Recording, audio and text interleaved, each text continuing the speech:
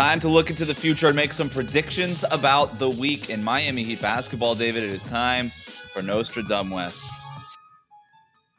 Let's first look at a review on how we did last week. In Monday's game at the Cleveland Cavaliers, Nostradumbwes predicted Gabe Vincent would score 10-plus points in that game, and that is exactly what happened in that game. Gabe Vincent scoring, I think it was 11 points in that game. So that counts. Gabe Vincent delivers. Nostradumbwes starts the week off right.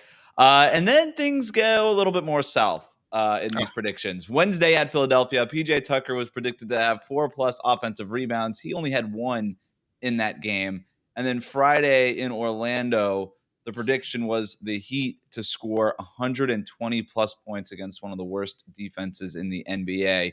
They scored 115, David. So close. I think in the spirit of the prediction, I think the spirit of the prediction was correct. So we're going to chalk that up as a check mark on the side of Nostradumbwes there. Sunday in Detroit, Tyler Herro was predicted to score 26-plus points in that matchup. Tyler Herro did not play, so that prediction no longer counts. And so I think all in all, we could pretty much call it a 2 for 3 for Nostradumbwes.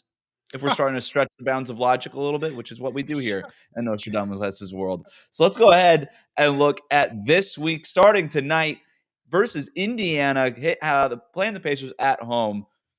Now, the original prediction for this game, David, was the Heat to hold Domantas Sabonis, who was averaging 21 points and 11 rebounds this month, to under 20 points. Now, Miami is quietly allowing the fewest points in the paint per game this season. The Pacers, not so quietly, very much relying on their front court players, their two-time All-Star in particular, and Domantas Sabonis. Not very quietly, maybe shopping these players around, wanting to put those players in positions to succeed now so that their trade value is such they can maximize that in February by the time the trade deadline rolls around. So I think they're going to feed Sabonis often and early. And I would have stood with this prediction had it not, 20 minutes before we started recording, had we not gotten the news that PJ Tucker was going to be out for this game. And now I'm not really sure if KZ Okpala and Dwayne Dedmon are able to hold Sabonis to less than 20 points. But here's what I'm going to do anyway. I'm going to go ahead and predict it.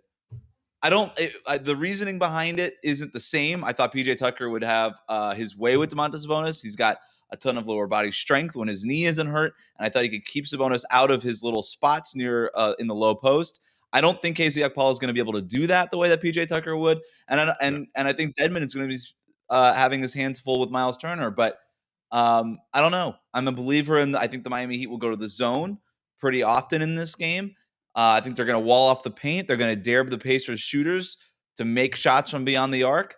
And I think somehow, some way, they still limit Domantas Sabonis to under 20 points, despite his all-star numbers this month that he's putting up. That's a really bold prediction, and you've had a few over the course of the season. I mean, I hadn't even thought about it until we just started talking about this subject. The fact that we're looking at KZ Okpala starting a meaningful game in December. Like, it's not exactly a playoff game or anything like that, but he's getting starters minutes tomorrow just because you don't have anybody else. You can't add a player right now who's going to immediately be plugged into that starting lineup. So you're relying on Okpala to shut down Sabonis. I don't even know if that's the best matchup. Is Okpala better suited for guarding Miles Turner? No, probably not. I guess Dwayne Dedmon will have to be stretched out onto the floor on occasion, limiting what Turner can do. That's going to be an interesting one. Look, sure, I'll buy it. I don't think it's likely to happen, but sure, I'll listen to your predictions. I believe in you, Nostradumbwes. The rules that the NBA put in place over the weekend, saying that if you have 2 or more players in health and safety protocols, that you're required to add somebody, and that somebody wouldn't count against your cap, and it wouldn't put a team like the Heat, for example, over the luxury tax. Should the Heat just lie? And just like any one of these injured players that aren't already on the court, like just say Bam Adebayo is also being put in health and safety protocols. Like, so why is he sitting on the sideline on this last road trip? You know, he went out for some pizza late at night or something, and contract pizza. He couldn't get enough. He couldn't get the Little Caesars pizza at Little Caesars Arena. Yeah, and so he's like, you know what? I'm going to go out and get my own Little Caesars, and maybe you just lie and just say, hey, yeah, no, all these guys now, Jimmy Butler, Bam, they're all in health and safety protocols, and then you could just call people up from Sioux Falls or wherever you feel comfortable from. I don't know. I think they got to try something. Thursday, December 23rd, playing the Detroit Pistons at home in a rematch. We asked more from Kyle Lowry over the weekend, the last time these two teams played. And the Pistons do turn the ball over a lot. It wasn't so much over the weekend, but they do as a team over the course of the season tend to turn the ball over a lot. I think Kyle Lowry comes out. He gives us the game that we had been asking for. I'm not going to go points here. I'm not going to go assists here. I'm not going to go rebounds here, David. I'm going to go steals. I'm going to go steals. I think Kyle Lowry has 3+ steals in this game, and he gets the Heat out in transition, getting them in those opportunities that Max Strus was talking about in the game after the game against the Pistons over the weekend. 3+ steals for Kyle Lowry on Thursday. All right. That I believe. I think you can certainly take advantage of Killian Hayes or Cade Cunningham or one of the other ball handlers, even Corey Joseph, noted powerhouse Corey Joseph. I will go a step further and offer my own half a prediction and say that he'll eclipse his 19 points that he scored against the Pistons on Sunday night. I think we're going to see a slight resurgence of the Kyle Lowry offensive weapon that we called for because Miami needs it. And right now, even with Tyler out there, I think he just needs to step up, especially if PJ Tucker isn't there to be your outlet as he has been on so many occasions. He's not able to drive the baseline. He's not able to put up that floater at the end of the shot clock situation and things of that sort. So I want to see Kyle be more aggressive. So that's my 2 cents there as far as a prediction is concerned. He's going to eclipse the 19 points that he scored against the Pistons on Sunday. Our final game of the week is Sunday, December 26th against the Orlando Magic. This time, the Heat will score 120+ points. How's that for a prediction, David? Wow. Bringing in the oldies there, just saying, what did I have last time? Okay, yeah, that's fun.